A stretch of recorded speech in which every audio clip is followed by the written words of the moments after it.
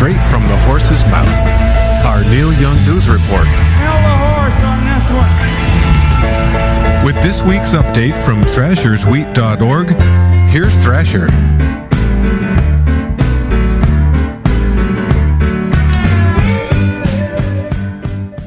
Hey, Thrasher here with this week's Neil Young News, and as January winds down and we look out across those wheat fields, they seem to be covered with ice and snow, and the prairie winds began to howl. Well, it's been a busy 2014 already in Neil Young world. We have had the Carnegie Hall shows as well as the Honor the Treaties tour up in Canada. By all measures, great successes on both of the legs of those little mini tours there. The Honor the Treaties tour, which just wrapped up, again, a major success, certainly in terms of fundraising, over $500,000 raised for the Athabasca Chippewayan First Nations Legal Defense Fund. But probably more importantly, the tour seems to have ignited a long overdue debate up in Canada over the Alberta tar sands operations and their impact on the environment and the First Nations peoples there. Certainly, if one has been following the coverage in the media up in Canada and on the blogs and comments and social media and elsewhere, what one has seen and read is and heard has been a very, very polarizing debate. And sadly, as often with these kind of controversial subjects, the two sides basically talk past one another. And unfortunately, it seems as if a lot of the attack campaigns that ramped up to go into high gear against Neil Young and his message and the tour really were reduced to very, very simple, ugly attacks, against Neil Young on a lot of sort of fronts that we see so often to attack the messenger and never ever really substantively engage on the message itself. So we saw a lot of the sort of the typical, Neil's a hippie, liberal from California with his private jets and buses spewing, dirty fuel. So because of that, whatever he has to say is completely irrelevant.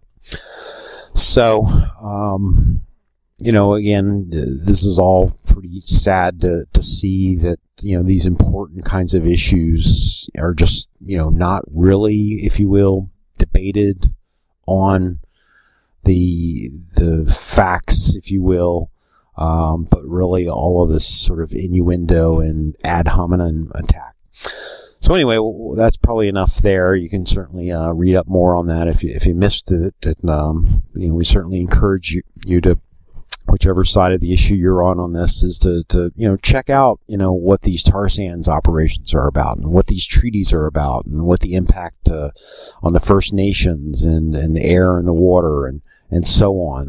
What these issues are all about. They're very complex. They're very important.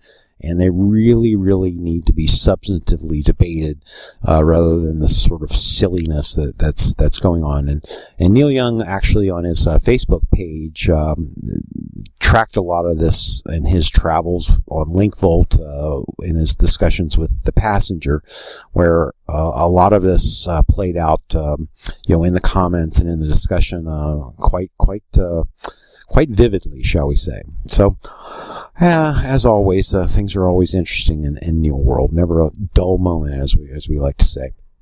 And speaking of controversies, the other sort of controversial thing that's been swirling about in Neil world lately was a full concert video from a Carnegie Hall show that is up on YouTube. Now, normally we would say that we don't, get too much into publicizing bootlegs, if you will, or certainly, full concerts and that sort of thing. You can read on our blog, Thrashers Week, what we have to say about all of this. And there is actually a poll up on the posting of these kinds of things, but we'll just say real quickly, sort of like in summary, that this has gone viral.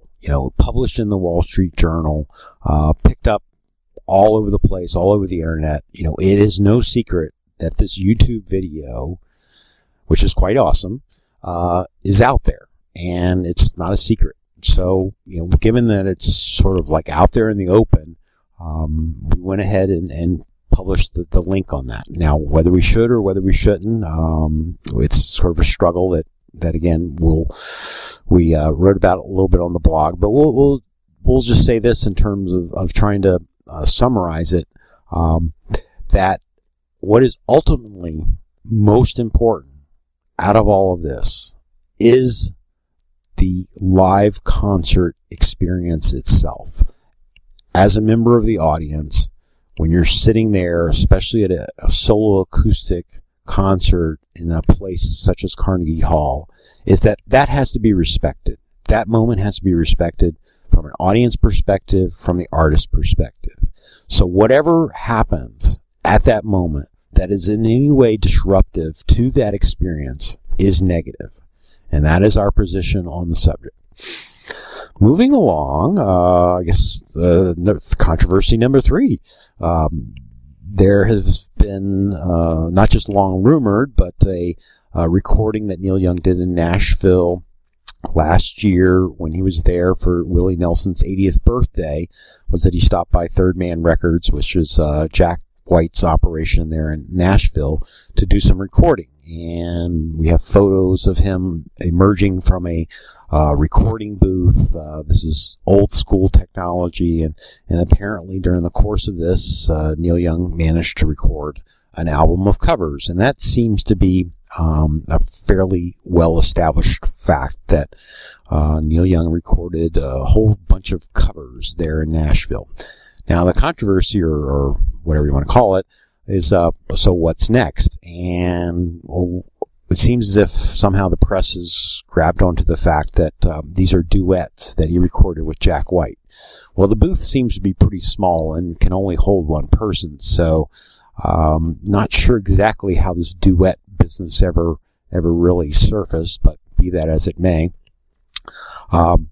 It does look as if there will be a release of this, and what's on it, again, subject of speculation, but I think we all got a pretty good clue at Farm Aid last year when he performed covers of Phil Oak's Changes, Tim Hardin's song, and a bunch of other sort of maybe not so obscure cover songs. But anyway, it seems as if that may be the basis of some of these covers that will be on this release. So we'll have to see what transpires there. And a lot of speculation seems to hinge around the record store day in April this might be released. So we'll see. We'll have to see. Stay tuned.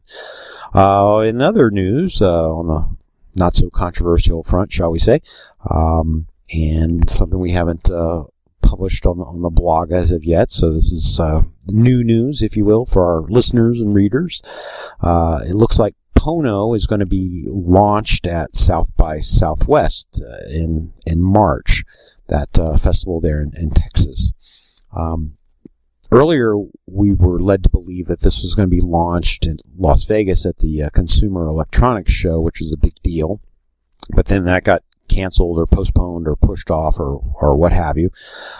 So it looks like the launch is going to be there at South by Southwest, and Neil will be there, and should probably be a big news coming out of that. Certainly long anticipated, and we'll keep everyone posted on details. And gosh, I guess sort of wrapping this up here real quick. We've got the Crazy Horse Europe tour for this summer. We keep hearing that more dates will be announced. It's our understanding that the beginning of the tour and the end of the tour dates have not been firmly nailed down yet. So if you're trying to make your travel arrangements for Europe, I guess we would just sort of say, hold on a second. Let's figure out, when these tour legs start and stop, probably to figure out what's best. But again, we heard while we were up in New York for Carnegie Hall some interesting locations of some of these tour dates, and we heard the date in Israel get announced. Neil has played Israel before, back in the 90s, but some of these other locations seem to be first for Neil Young and Crazy Horse. So stay tuned. Probably be coming out here in the next couple of weeks or so, some more dates. But wrap up and keep on rocking. Throw it back to the studio there with Tony and Eric at WBKM